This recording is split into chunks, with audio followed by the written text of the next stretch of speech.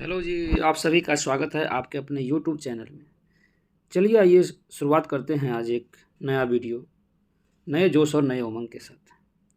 आज आपको मैं पढ़ाने वाला हूँ अधिगम अक्षमता के बारे में, जिसको लर्निंग डिसऑर्डर या लर्निंग डिसेबिलिटी भी कहा जाता है।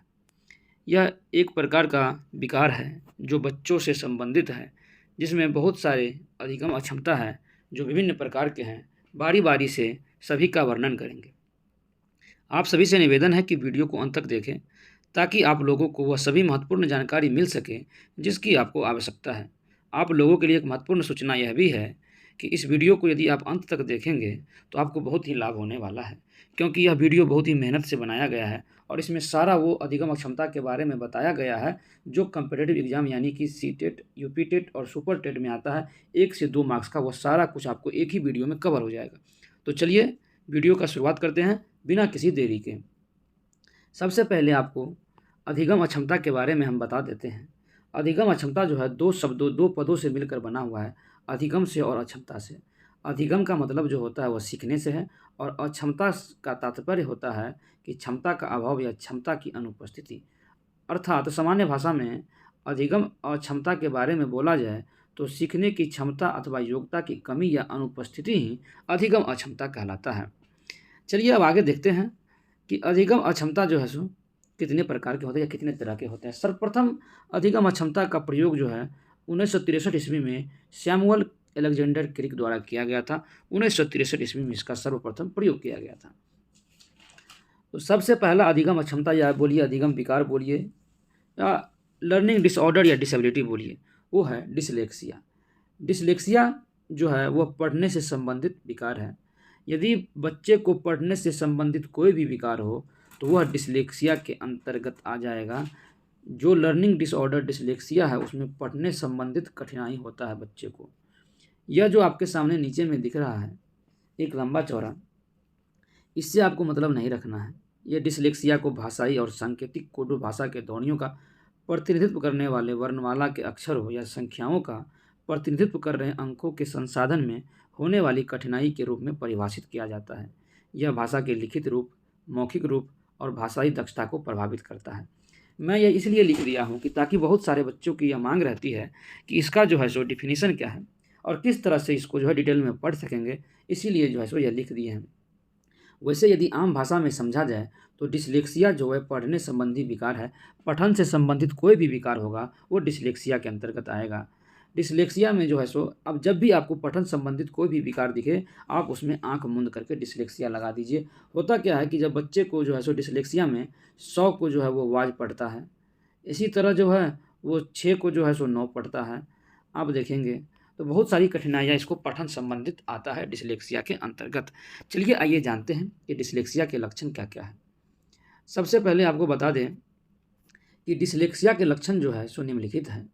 इसमें क्या होता है, बच्चे को वर्णमाला अधिगम में कठिनाई होती है, अक्षरों की ध्वनियों को सीखने में भी कठिनाई होता है, एकाग्रता में कठिनाई है, पढ़ते समय स्वर वर्णों का लोप होना। उसके बाद यदि देखा जाए तो शब्दों को उल्टा या अक्षरों को क्रम में इधर उधर करके पढ़ा जाना, जैसे कि नाम को वह मान पढ़ेगा। मैं पहले भी आपको बता चुका हूँ कि 100 को वो वाय पढ़ता है। इस तरह से जो है वह सही शब्दों का उच्चारण सही से वह नहीं पढ़ पाता है। उसको इस तरह का जितना भी आपको दिखेगा, यह सारे के सारे जो है सो डिसलेक्सिया के अंतर्गत आ जाएगा। तो यह जो था सब यह डिसलेक्सिया के बारे में था। अब चलिए आगे चलिए अब देखते हैं आगे का जो है अधिगम अक्षमता क्या है। आगे का जो है अधिगम अक्षमता है एलेक्सिया है। एलेक्सिया एक डिसलेक्सिया का ही एक अंग बोलिए या पार्ट बोलिए। डिसलेक्सिया में जो आपको विकार था वो पठन संबंधित था और एलेक्सिया में भी विकार पठन संबंधित ही होता है।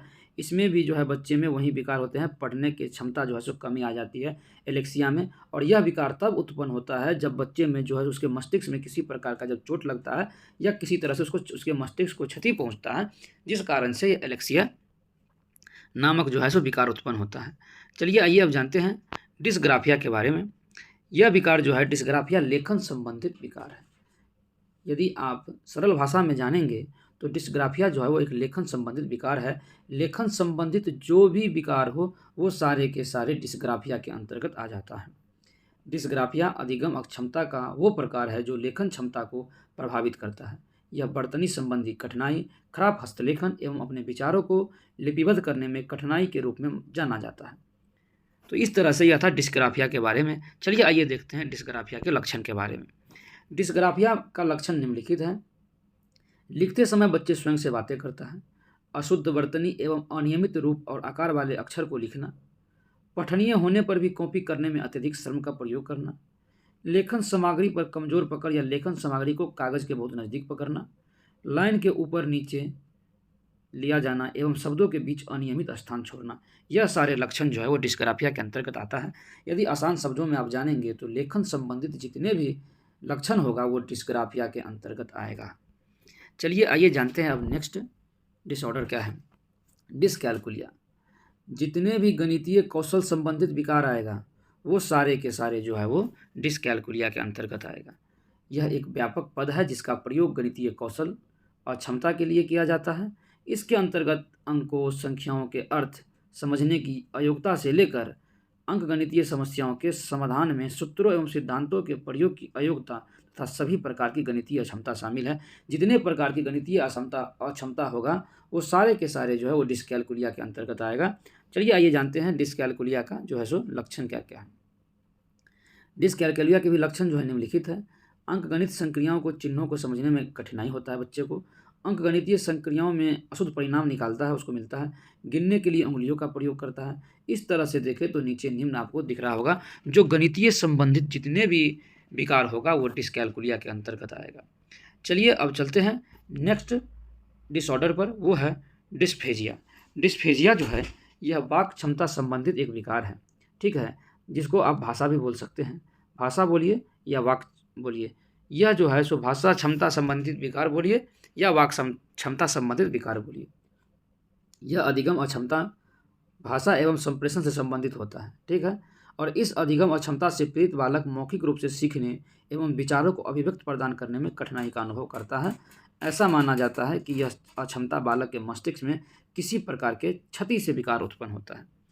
अब मान लीजिए किसी प्रकार की क्षति हो गया होगा मस्तिष्क में, उससे जो उत्पन्न होगा उसको डिस्फेजिया कहा जाता है। इसमें वाक या भाषा संबंधी विकार होता है। चलिए आइए जान लेते हैं कि डिस्फेजिया का लक्षण क्या क्या है। इसमें जो है बच्चे जो है सो सही उच्चारण जो है सो नहीं कर पाता है, मौखिक संवाद नहीं कर पाता है, अटक अटक कर शब्दों का उच्चारण करता है, अपने विचारों को बोल नहीं पाता है सही से, और भाषा संप्रेषण में उसकी जो है सो उसको कमी होता है, वो सही से अपना भाषा जो है दूसरे के सामने संप्रेषित नहीं कर पाता है। ये जो है सारे डिस्फेजिया के लक्षण हैं।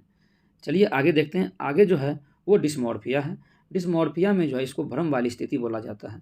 इसको यदि हम साधारण शब्दों में समझेंगे तो डिस्मॉर्फिया में होता क्या है कि बच्चे जो है सो अपने आप जो है किसी दूसरे बच्चे से तुलना करता है और किसी कारणवश वह अपने आप को या तो उससे कमज़ोर समझता है या उससे ताकतवर समझता है, लेकिन ऐसा होता नहीं है, बल्कि उसके मन का यह भ्रम है। वह सोचता है कि हमारे अंग जो है, शरीर के अंग, हमारे चेहरा का रंग, उसमें कुछ बदलाव है, वह दूसरे से तुलना करता है। इसी को डिस्मॉर्फिया बोलता है, भ्रम वाली स्थिति।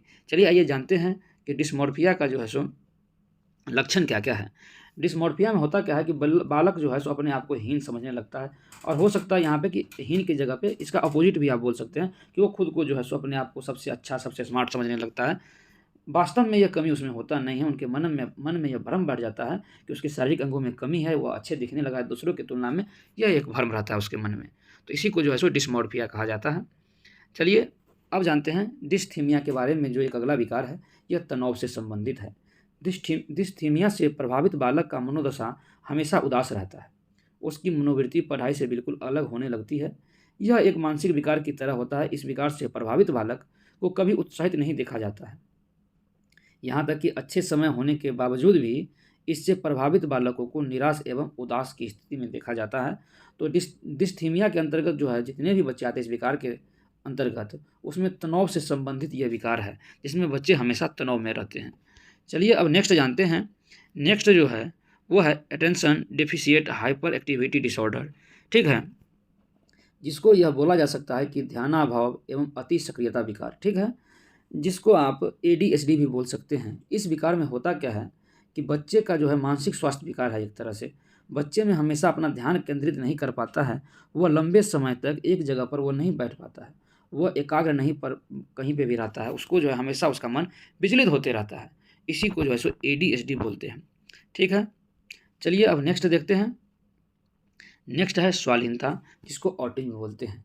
स्वालीनता मस्तिष्क के विकास के दौरान होने वाला विकार है जो व्यक्ति के सामाजिक व्यवहार और संपर्क को प्रभावित करता है। हिंदी में इसे आत्मविभोग और स्वपरायणता भी कहते हैं। इससे प्रभावित व्यक्ति सीमित और दोहराव युक्त व्यवहार करता है, जैसे कि एक ही काम को बार बार दोहराना।